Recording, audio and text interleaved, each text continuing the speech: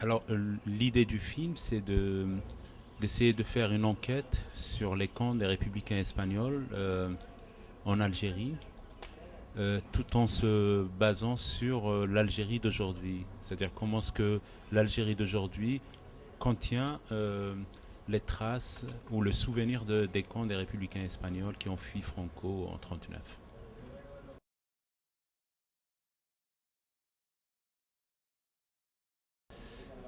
J'ai commencé à travailler sur le film en 2006 et j'ai réussi à le finir en 2010. Donc ça m'a pris à peu près 4 ans pour le faire.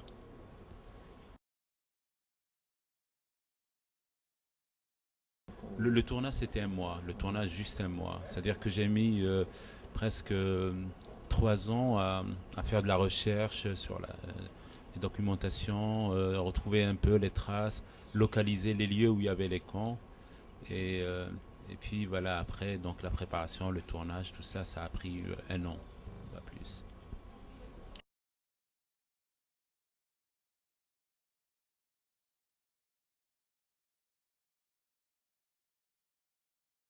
Oui, en fait, très vite, je me suis dit que la façon la plus sûre de faire ce film-là, c'est de travailler sur les survivances. Et, et surtout quand j'ai commencé à lire la poésie de Max Hoppe. Max Hoppe parle du vent dans ses poèmes quand il raconte un peu le camp de Djelfa. Et quand j'ai été sur la colline où se trouvait le camp, la première des choses qui m'avait frappé, c'était ce vent-là. Et j'avais l'impression euh, d'être frappé par le même vent que Max Hoppe et ses amis craignaient tant. Et du coup, donc pour moi, c'était l'idée du film était de parler de ces traces-là et non pas me baser sur les archives. Et donc bien sûr, la poésie de Max Hoppe m'a dessiné le chemin que je devais emprunter pour raconter un peu l'histoire.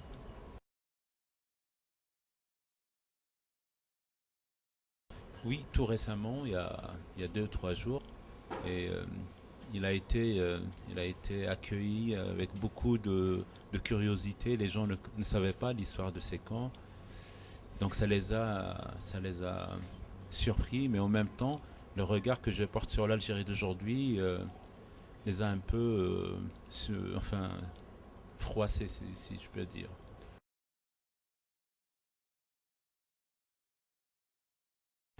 Euh, Parce que pour moi, quand je filme les lieux des camps, la désolation que décrit Max Hobb, elle est toujours là et il y a des gens qui vivent, c'est-à-dire que certains camps sont devenus des bidonvilles et donc je, je montre un peu la désolation qui habite toujours ces lieux et comme les gens ne font pas le lien avec l'histoire, ils avaient l'impression que je faisais un réquisitoire contre l'Algérie d'aujourd'hui, chose qui reste vraie en même temps.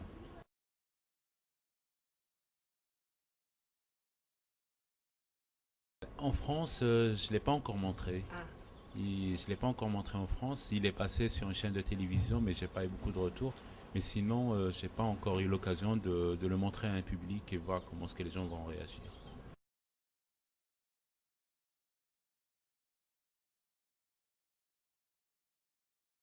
Oui, oui, bien sûr. Mais je me rends compte que, en fait, et la France a du mal avec ça, et l'Algérie aussi.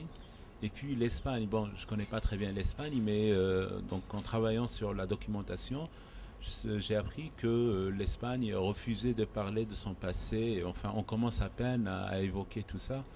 Donc voilà, pour moi, cette histoire est orpheline des 3 parties, quoi.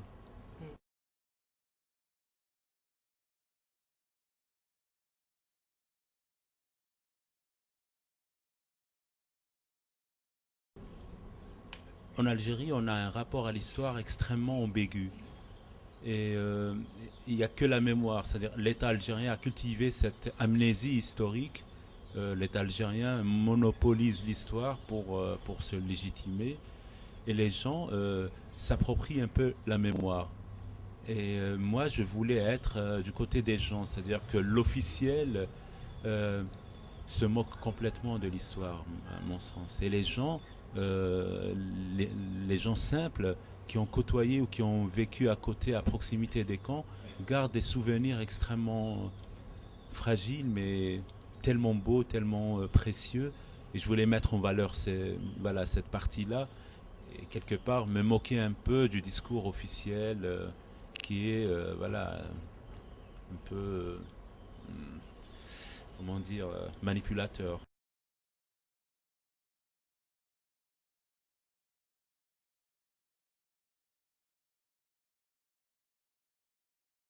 Oui, la séquence du musée, la séquence des archives, voilà, c'est l'autodérision algérienne. C'est exactement de cette façon voilà, qui nous présente l'histoire.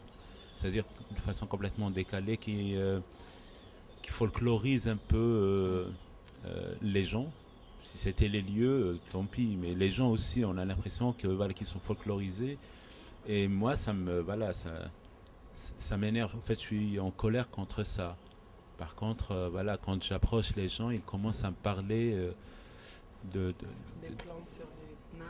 voilà, voilà voilà cette trace un peu avec un stylo, sa main qui tremble. Il se rappelle à peine des mots. Je trouve ça extrêmement beau.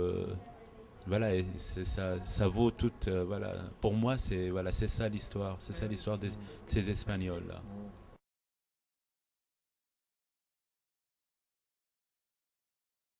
En fait, enfin, très jeune, j'ai fait la rencontre de la guerre civile espagnole avec beaucoup d'émotion en regardant certains films, mais surtout en lisant beaucoup de poésie, de littérature. Et puis, j'ai été fasciné par l'engagement des brigadistes, des volontaires. Donc, déjà dans mes premiers courts-métrages, j'évoquais un peu la guerre civile espagnole. Et puis le jour où j'ai appris qu'il y avait des républicains et puis des brigadistes qui étaient en Algérie, euh, voilà, c'était l'histoire qui venait à moi. Voilà, donc la chose était évidente.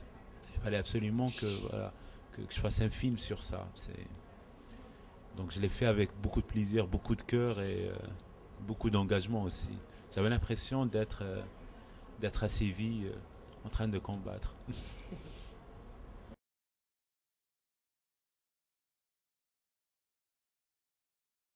Euh, En fait, le cinéma algérien reprend à peine vraiment à une dynamique avec des courts-métrages de fiction, des jeunes qui arrivent de nulle part. Tout le monde est autodidacte en Algérie. Toute la nouvelle génération, ou presque, est autodidacte. Donc, l'État commence à peine parce que ces gens-là, ces jeunes, ont engagé un bras de fer avec l'État algérien parce qu'ils sont talentueux, ils arrivent à faire des films.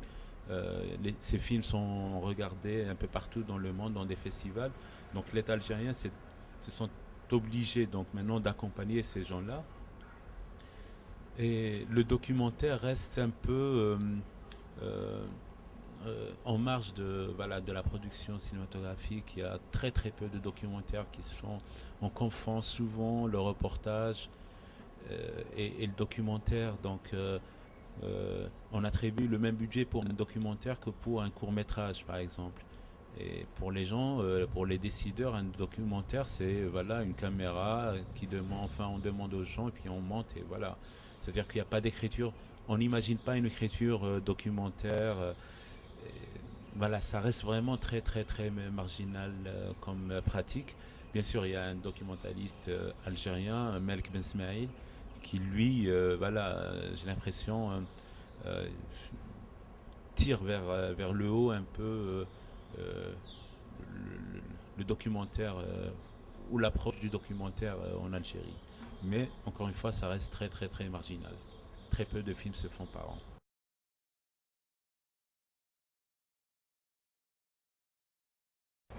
Écoute, franchement, j'ai fait des documentaires. Mon tout premier documentaire, je l'ai fait par défaut. Je voulais faire une fiction. J'avais pas assez d'argent et, et j'ai fait un documentaire. J'ai fait un documentaire sur la vie d'Alger en essayant de la raconter à travers l'ombre. Comment est-ce que l'ombre crée des espaces Et après, donc voilà, ça m'a plu, j'ai eu envie, je savais pas, je ne soupçonnais pas toutes les possibilités que le documentaire offre, la liberté, la créativité, et du coup, maintenant, voilà, je suis passionné, je crois que je vais continuer à faire des documentaires.